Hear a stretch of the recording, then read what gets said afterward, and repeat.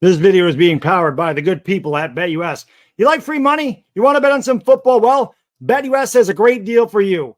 Enter the promo code YouTube150 to earn a 150% match deposit bonus on your first 3 deposits, all the way up to $2,000 in bonus cash. Great customer service. It's 24/7, 365 days a year. Fastest payouts in the business within 24 hours, and 10% gambler's insurance against all your net losses as long as you stay active every 6 months. Terms and conditions apply. And when you gamble, please do so responsibly. Never bet more than you can afford to lose.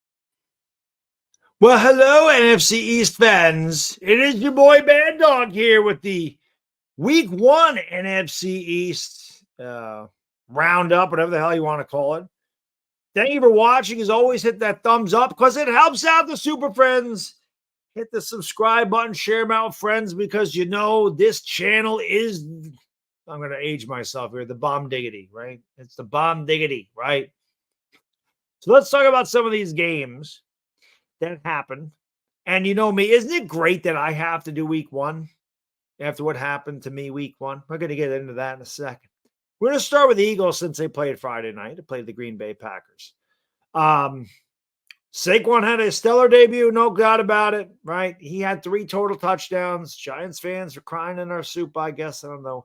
Saquon Barkley did a lot.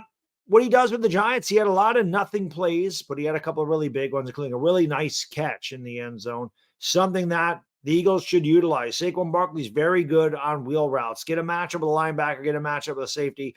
They're not going to be able to cover Saquon Barkley out of the backfield. So that was a really good play call. Saquon Barkley's got a good offensive line in front of him. Definitely can still play. The big question with Saquon is, can he get through all 17 games healthy? I felt like Jalen Hurts really struggled at the beginning of the game. He had a really bad interception. He had a bad snap. He took his eyes off the ball.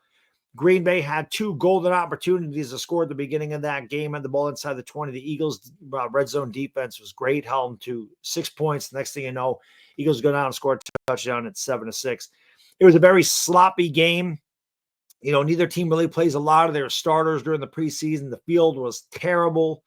Felt like neither defense looked really good. Jordan Love definitely had opportunities to make those. He missed a lot of throws. The Eagles gave up 416 total yards in that game, including 163 on the ground. Josh Jacobs had, I believe, over 100 yards in the second half on the ground. Neither defense looked really good in that game. So I wouldn't really be too concerned if you were playing the Eagles with their defense. The other line made some plays, but that secondary is young. It's inexperienced. I feel like there's plays there to be had, and I feel like if Jordan Love was on his game, there was a lot of slipping that was going on there. Maybe it would have been a bit different. But listen, when the Eagles needed a drive, when they needed to go down the field, when they needed to run out the clock, Jalen Hurts did it. You know, the Eagles did not play their best game at all. And when you're a good team, good teams find a way to win those games. Eagles are 2 seasons removed from a Super Bowl appearance. They've been in the postseason the last few years. That's what good teams do. They don't play their best game. They find a way to win against a playoff caliber team and the Green Bay Packers. They're off to a 1-0 start. With me doing the video, this may be where you're looking at it, because when we talk about the New York Giants, it all begins and ends with Daniel Jones, a guy that LB lovingly calls an ass. Bad Dog, yeah, I love Bad Dog's my guy. He says, yeah, Bad Dog's my guy, but Daniel Jones is ass. I think ass is a little bit too nice for the way Daniel Jones played in week 1. You know, since Daniel Jones has signed that contract, Giants fans and NFC East fans, Daniel Jones has actually thrown more touchdown passes to the opposition than he has his own team. That's right. Daniel Jones has thrown 3 pick sixes and 2 touchdowns. That is absolutely insanity. The Giants, well, they had a decent start. Rookie Drew Phillips caused a fumble. Giants got the ball, couldn't score, kicked the field goal, and that was pretty much the end of our day. Sam Darnold started 12 for 12 first time in his career. Giants defense looked terrible. The couldn't get any kind of pass rush. We didn't see a lot of Kayvon Thibodeau. Brian Birds made a couple plays. Dexter Lawrence is Dexter Lawrence. He's still really good. Wasn't much to take out of the defense. Felt like Drew Phillips played well, forced a fumble, got a pick. Dexter Lawrence is really good. That defense needs to step. That was just a bad game for that defense. The offense was even worse. We kind of expected from the offense, though, don't we, Giants fans? A horrific performance from Daniel Jones. He missed 20 passes. He was 22 of 42. And I know he had like 170 yards, but 70 of them don't even count. I thought it was a poorly coached game by Brian Daboll. Penalties killed the Giants. The Giants didn't look like they belonged in the field with the freaking Minnesota Vikings. You do this in front of your legendary players, home opener, 100-year anniversary, and you look like you were playing a game. The play calling looked like it was from 1925 with the QB power twice that did not work. Daniel Jones, again, can't throw the football, throws it, overthrows, underthrows, behind receivers, holds on to the ball too long, telegraphs a screen pass. It's not good for the New York Giants. And week 1, more of the same. Horrible.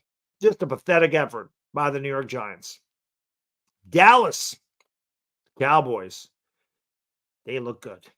They look good. And they got all the drama behind them. You know, he had all that offseason drama. Are they going to sign CeeDee Lamb? He got paid.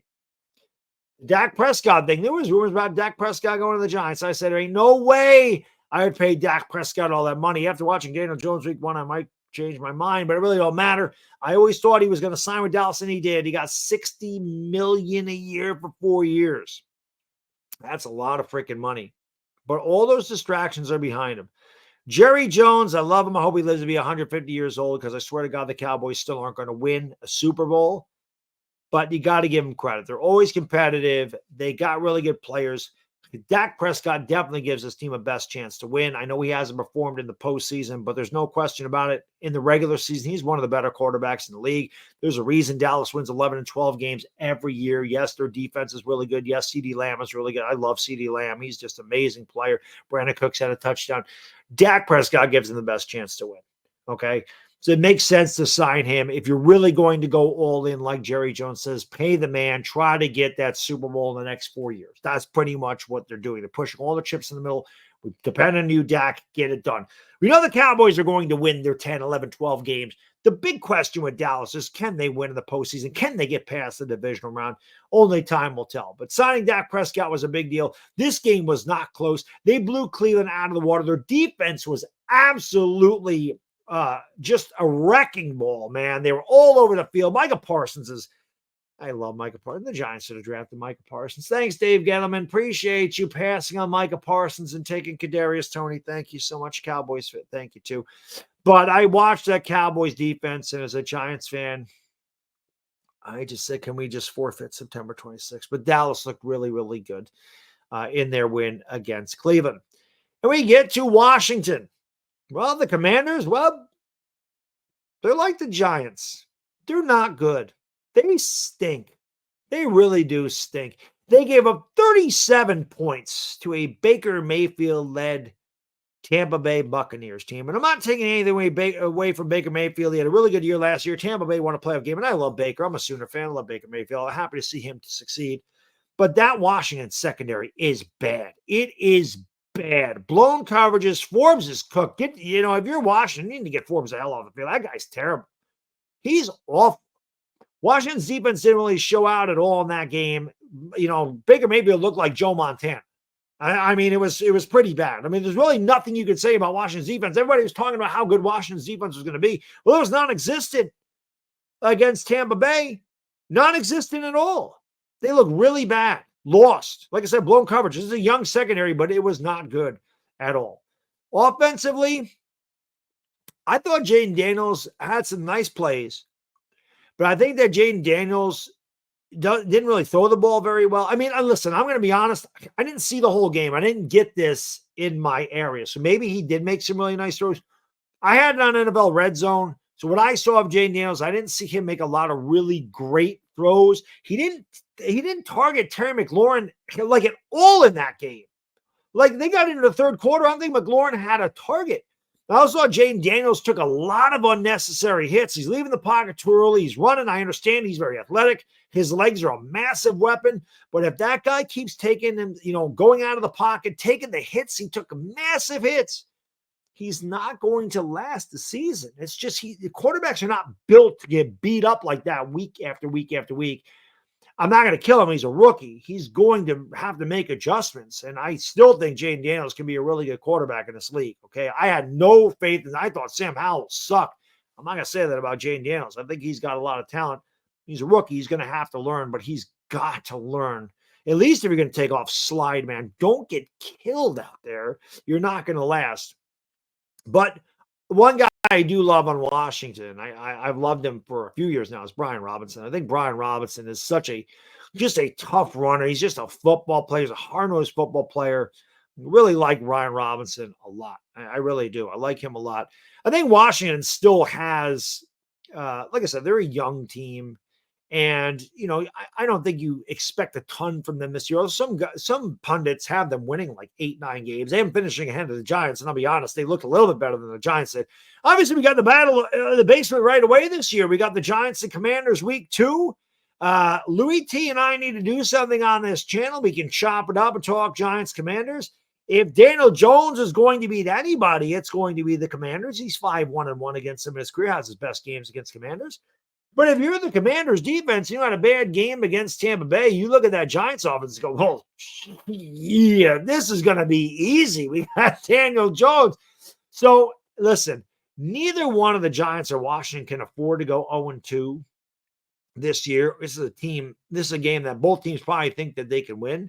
It'll be very interesting to see how that plays out. So that's all I got in this video. Thank you for hanging with me. Again, if you guys haven't done so and you made it this far, please like it, subscribe, share this channel out with your friends. I don't know when we're doing the next live stream. Hopefully it is soon, because it's always a lot of fun chopping it up with my guys. Hope you enjoyed the video. Enjoy the rest of your Tuesday. It's a bad diggity dizzle for the NFC Super Friends, and I'm out. Peace.